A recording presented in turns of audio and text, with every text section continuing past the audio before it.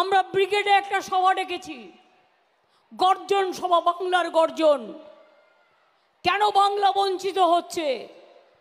কেন বাংলার 100 দিনের টাকা দেওয়া হচ্ছে না? কেন রাস্তার টাকা দেওয়া হচ্ছে না? কেন আবাসের টাকা দেওয়া হচ্ছে না?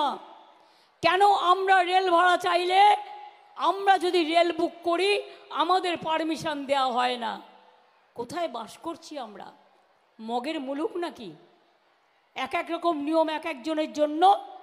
তাই আমি পরিষ্কার বলে যাচ্ছি, আগামী দিনের লড়াই বাংলাই লড়বে।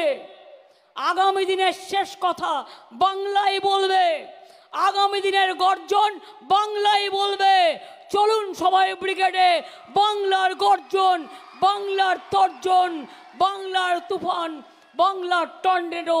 বাংলাকে বঞ্চনা করা চলবে না, বাংলাকে বঞ্চনা করা চলবে না, বাংলা মাকে লাঞ্ছনা করা চলবে না, দলিতদের ওপর অত্যাচার চলবে না, তপশিলি বন্দীদের উপর অত্যাচার চলবে না, জায়ের থানের অত্যাচার মানব না, মাঝি থানের অত্যাচার মানব না।